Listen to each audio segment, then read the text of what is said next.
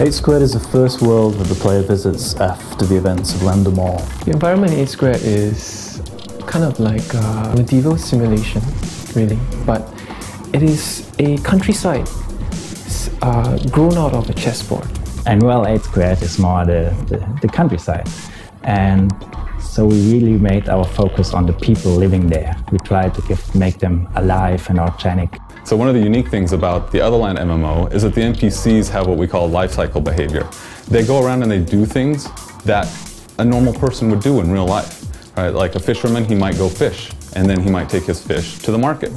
Now we also have other NPCs that would be your vendors, your quest givers, your enemies, of course.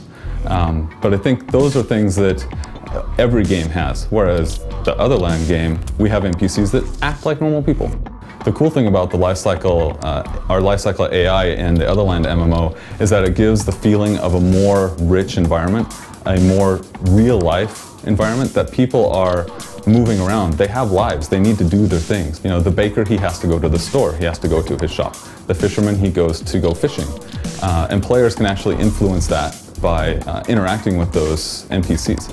Only the player understands that this is really a chess simulation. To the inhabitants, they believe this is just their life, this is their daily life. It's going on around them. There's no concept that they are part of anything larger or of a simulation.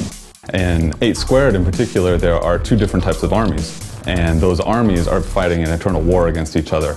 And the player, of course, he's the one that interacts with those 2 armies and tries to figure out what is going on. At first, they'll think that the red army is evil, and the white army is pure and good, but things aren't always so crystal clear in our game. There are definite rules of warfare that both the red side and the white side always follow through, except now, sometimes the red pieces are cheating.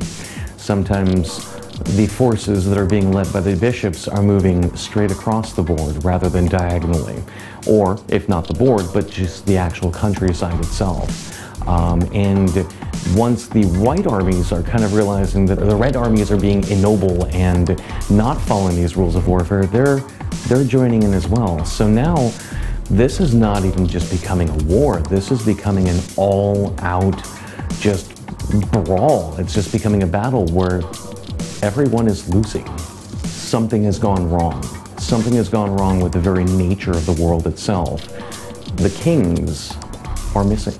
We're still always playing on this concept that this is a simulation. This is not a real world we're trying to recreate here. And in the case of 8 Squared, the simulation is broken. And the players will discover as they explore through the world and as they take the quests that there's definitely something wrong. I mean, with 8 Squared, what we wanted to do is offer a fresh perspective. Just as Ted Williams had done in the novel, we were very inspired by the story. You know, what if this virtual reality that you're immersing yourself in started to kind of, you know, not function so well anymore, and then you start to see, like code, you know, binary code appearing on the surface of water. You start to see landforms de-resing into blockish cubes.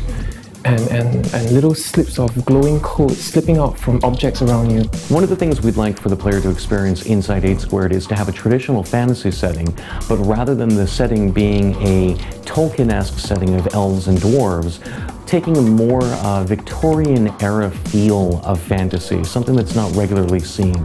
We consciously chose 8 Squared as one of the opening worlds for Otherland because it harbours back to MMORPGs that the players have played before.